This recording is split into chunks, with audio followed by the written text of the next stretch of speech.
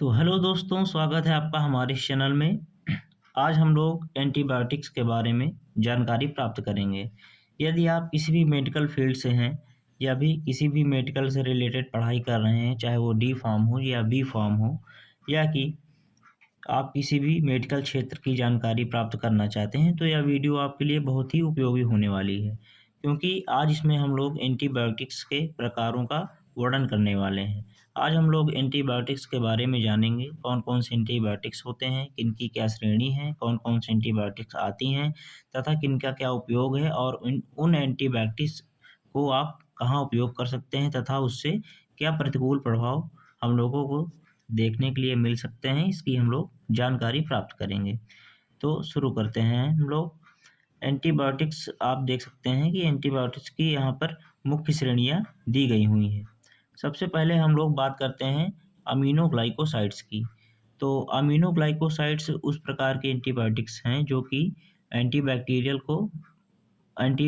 की तरह काम करती हैं, जो बैक्टीरिया को मारने का काम करती हैं। ये हमारे शरीर में जाने के बाद ये बैक्टीरियो में जो है बैक्टीरिया का क्या करती हैं, बैक्टीरिया में प्रोटीन संश्लेषण को जो है रोक देती हैं, जिससे वो लोग प्रोटीन संश्लेषण नहीं कर पाते हैं और कोशिका से बाहर निकल जाते हैं, जिससे प्रोटीन संश्लेषण ना होने के कारण कोशिका की मृत्यु हो जाती है। और ये औषधियाँ मुख्य रूप से हम लोग इनके उपयोग के बारे में जानकारी प्राप्त करते हैं।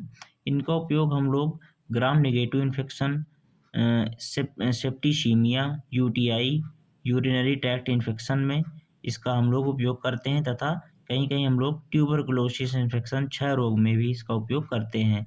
इसका उपयोग मुख्य रूप से हड्डियों, त्वचा, कोमल ऊतकों और जोड़ों के संक्रमण में भी इसका उपयोग हम लोग कर सकते हैं। पेल्विस इन्फ्लेमेटरी डिसीज़ में भी इसका उपयोग किया जाता है। तो हमने जाने अमीनोग्लाइकोसाइड्स के बारे में। तो aminoglycosides amikacin, gentamicin, neomycin, streptomycin तथा टोब्रामाइसिन के रूप में हम लोगों को बाज़ार में देखने को मिलते हैं, जो कि डॉक्टर प्रिस्क्राइब करते हैं हम लोगों के लिए तथा हम लोग इससे सुरक्षित हो जाते हैं। तो दूसरा हम लोग देखते हैं यहाँ पर पेनिसिलिन के बारे में। पेनिसिलिन जो है, पेनिसिलिन सबसे पहले सन 1941 यानी कि 1941 में अलग किए गए थे। चिकित्सीय रूप से उपयोग किए जाने वाले पहले एंटीबायोटिक्स थे ये। पेनिसिलिन आमतौर पर जीवाणुनाशक होते हैं। पेनिसिलिन आमतौर पर जीवाणुनाशक होते हैं। ये बैक्टीरियाओं को मारने का कार्य करते हैं। वह तेजी से बढ़ने वाले अतिसंवेदनशीलता या हाइपर सेंसिटिविटी बैक्टीरिया के विरुद्ध सबसे प्रभावी होते हैं। ये अब हम लोग इनके जो है उपयोगों के बारे में जानकारी प्राप्त करेंगे। ये ग्राम पॉजिटिव कॉक्सी संक्रमण इन्फेक्शन और स्ट्रेप्टोकोकल, न्यूमोनोकोकल तथा मेनिंगोकोकल संक्रमण में हम लोग इनका उपयोग करते हैं। डिप्थीरिया, टेटनस, गैस, गैंग्रीन, सुजाक जैसे हो गया, सिफिलिस वगैरह हो गया, मुख्य रूप से पुरुषों में, उसमें हम लोग इसका उपयोग करते हैं। तो इसके जो है क्लासिफिकेशन हम लोग देख लेते हैं। इसमें आ जाता है amoxicillin, ampicillin, penicillin G, penicillin V, piperacillin, जो कि मुख्य रूप से पेनिसिलिन की श्रेणी में पाए जाते हैं। अब हम लोग देखते हैं सिफालोस्पोरिन्स के बारे में। तो एंटीबायोटिक्स अभी हमने देखे अमीनोग्लाइकोसाइड तथा पेनिसिलिन के बारे में।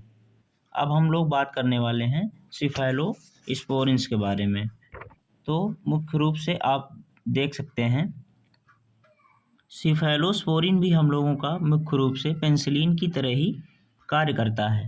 सिफालोस्पोरिन चिकित्सीय और औषधीय रूप से पेनिसिलिन के समान ही कार्य करते हैं। ये औषधियाँ जो है जीवाणुनाशक हैं। ये एंटीबैक्टीरियल की तरह कार्य करती हैं। ये भी बैक्टीरिया को मारकर अपने शरीर में, हमारे शरीर में जो है कार्य करती हैं, जिससे हम लोग सुरक्षित रहते हैं। सिफालोस्पोरिन्स में हम इसका उपयोग देखते हैं। ये जो है पेनिसिलिन के रूप में तो कार्य करता ही है तथा कोशिका के जो है भित्ति के संश्लेषण को भी रोकती है, जिससे तेजी से कोशिका लसीरा का कारण बनता है, जिस तरीके से हम लोग जीवाणु से बच सकते हैं। अब हम लोग इसके उपयोग के बारे में जानते हैं। ये जो है ग्राम पॉजिटिव और ग्राम नेगेटिव जीवाणु संक्रमण के लिए उपयोग किया जाता है। श्वसन पथ का संक्रमण हो, रेस्पिरेटरी ट्रैक्ट इन्फेक्शन हो या यूटीआई हो, या कि मूत्र मार्ग के संक्रमण और पेट के संक्रमण में भी हम लोग इसका उपयोग करते हैं। तो यहाँ पर काफ़ी सारी दवाओं का नाम जो है दिया गया है, आप देख सकते हैं। सिफोडॉक्सिम, सेफ्ट्रोप्रोजोल, सेफ्ट्रियाक्सोन इसमें आते हैं। हम लोग सेफ्ट्रियाक्सोन को जो है मुख्य रूप से बाजार में देखते हैं जोन, मोनोसेप, इनके रूपों में ये हमको मिल जाता है, तथा और दवाओं की काफ़ी सारी श्रेणियाँ यहाँ पर दी गई हुई हैं। ये अनेक नामों से अनेक अलग अलग वर्गों में बाजार में उपलब्ध है। अब हम लोग बात करते हैं सल्फोनामाइड्स की। तो जैसा कि आप देख रहे हैं, सल्फोनामाइड्स जो है वो एंटीबैक्टीरियल के रूप में कार्य करता है। सल्फोनामाइड्स क्या करता है, रोगाणुरोधी जो है होता है। हम लोग हिंदी में भी बात करते हैं, जिससे कि आप लोगों को जो है समझने में आसानी हो। हिंदी इंग्लिश दोनों का उपयोग हम लोग करेंगे। Sulfonamides are one of the oldest group of antibacterial agent. Sulfonamides रोगाणुरोधी एजेंटों के सबसे पुराने समूह में से एक हैं। ये मूल यौगिक पैरा अमीनो बेंजीन सल्फोनामाइड्स के व्युत्पन्न हैं। ये पैरा अमीनो बेंजीन के व्युत्पन्न होकर कार्य करते हैं। ये मुख्य रूप से बैक्टीरियोस्टेटिक होते हैं। सल्फोनामाइड्स का उपयोग हम लोग मुख्य रूप से यूटीआई, यूरिनरी ट्रैक्ट इन्फेक्शन में जो है हम लोग इनका उपयोग करते हैं। ये सबसे पुराने एंटीबैक्टीरियल रोगाणुरोधी एजेंटों में पाए जाते हैं।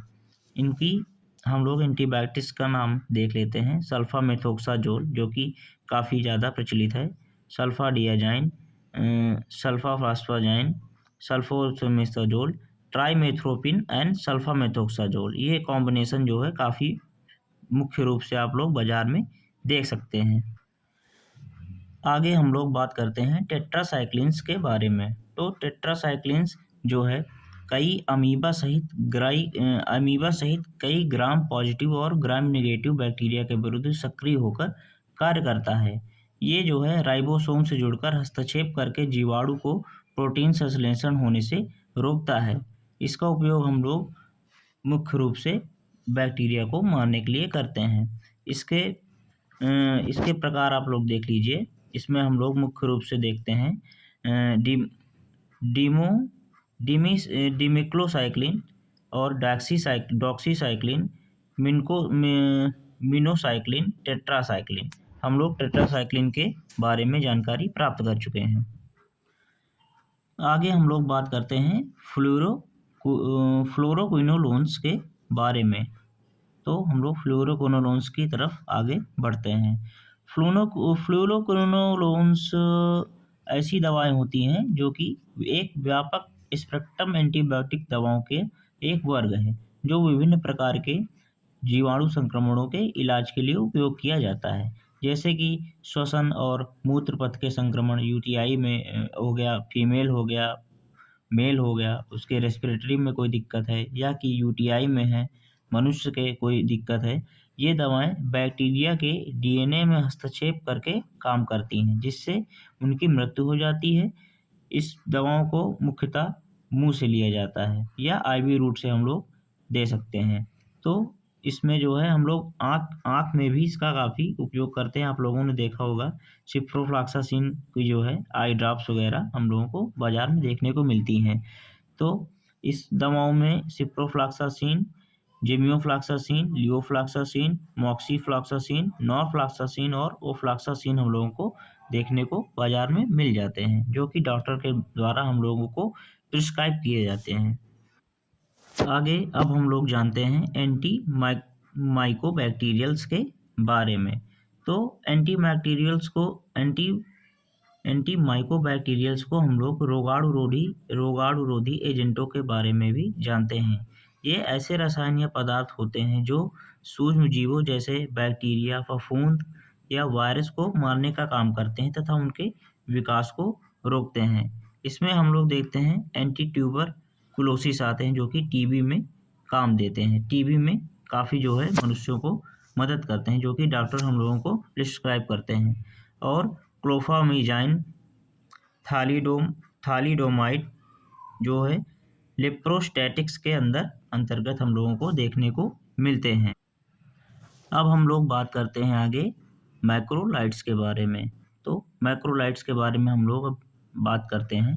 तो मैक्रोलाइड्स जो है उस प्रकार की दवाएं होती हैं जो कि विभिन्न प्रकार के जीवाणु संक्रमणों के प्रबंधन और उपचार के लिए हम लोग उपयोग करते हैं। इसमें मुख्य रूप से एजिथ्रोमाइसिन जो कि रेस्पिरेटरी सिस्टम में काम देती है, और क्लेरिथ्रोमाइसिन, एरिथ्रोमाइसिन हम लोग देखने को मिलते हैं। इनका मुख्य रूप से निमोनिया, साइनटाइटिस, ग्रसनीसोस, टांसिलिसिस, जैसे टांसिल वगैरह की कोई किसी को प्रॉब्लम हो जाती है तो उसमें हम लोग इसका उपयोग करते हैं। तो आगे हम लोग बात करते हैं एंटी फंगल मेडिकेशंस यानी कि एंटी फंगल मेडिसिन्स के बारे में। एंटी फंगल मेडिसिन्स हमारे शरीर में फंगल इन्फेक्शन को रोकने के लिए दी जाती हैं। जैसे कि हम लोग देख रहे हैं कि एंटी फंगल इन्फेक्शंस में एम्फोटेरिसिन बी और फ्लूकोनाजोल, इट्राकोनाजोल और कीटोकोनाजोल तथा वेरिकोनाजोल के नाम से हम लोग इसका वर्गीकरण देखते हैं। तो एंटी फंगल मेडिसिन्स हमारे शरीर में फंगल इन्फेक्शन को मारने का काम करती हैं। इसके यूजेस की हम लोग बात करें तो जैसे कि नेल इन्फेक्शन यानी कि नाखून में किसी प्रकार का संक्रमण है, स्किन इन्फेक्शन है, दांत, खाज, खुजली तथा कई प्रकार के रूपों में यह हमारे शरीर में प्रभावी रूप से पाई जाती है, जिससे हम लोग एंटी फंगल मेडिकेशंस का उपयोग करके हम लोग इस समस्याओं से निजात पा सकते हैं। आगे बात करते हैं लिंकोसामाइड्स एंटीबायोटिक्स वर्गीकरण के बारे में, जो कि हम लोग देखते हैं इसमें मुख्य रूप से हम लोग इसका इस्तेमाल आमतौर पर त्वचा के संक्रमण से निपटने के लिए हम लोग इसका इस्तेमाल करते हैं। इसमें हम लोग देखते हैं क्लिंडामाइसिन और लिंकोमाइसिन। तो आगे हम लोग बात करते हैं अब मोनोबैक्टम के बारे में, जो कि मोनोबैक्टम एक पैरेंटरल बीटा लैक्टम जीवाणुनाशक एंटीबायोटिक है। इसका मुख्य रूप से श्रेणी में एस्ट्रियोनाम नामक मेडिसिन हम लोग जानते हैं। एस्ट्रियोनाम वर्तमान में उपलब्ध एकमात्र मोनोबैक्टम है जो कि एस्ट्रियोनाम की क्रियाशीलता सेप्टाजीडाइम के समान है। ये जो है अवायवीय जीवों के विरुद्ध सक्रिय नहीं है। आगे हम लोग बात करते हैं एंटी वायरल मेडिसिन्स के बारे में। एंटी वायरल मेडिसिन्स का उपयोग मुख्य रूप से हम लोग वायरल संक्रमण के उपचार के लिए करते हैं। वायरल संक्रमण में उपचार में कठिनाई यह है कि वायरस कोशिका के भीतर रहते हैं और बढ़ते रहते हैं या गुणित होने लगते हैं, यानी कि मल्टीपल होते रहते हैं, जो कि शरीर में हानिकारक प्रभाव उत्पन्न करते हैं। और औषधि जो न केवल वायरस को नष्ट करने के लिए कोशिका में प्रवेश करती हैं बल्कि सेल पर भी बुरा प्रभाव डालती हैं। तो एंटीवायरल मेडिकेशंस को जो है बहुत ही सुगमतापूर्वक तथा डॉक्टर के निगरानी में ही लिया जाता है। इसमें हम लोग देखते हैं कि एसाइक्लोविर जो है मुख्य रूप से पाई जाती है, फोस्कारनेट और जेंकीक्लोविर और वालासाइक्लोविर जो कि एंटीवायरल ड्रग्स होती हैं। तो आई होप कि आपको वीडियो पसंद आई हो। ऐसे ही हमारे चैनल पर बने रहें और आगे ही ऐसी वीडियो पाने के लिए लाइक और सब्सक्राइब करें। धन्यवाद।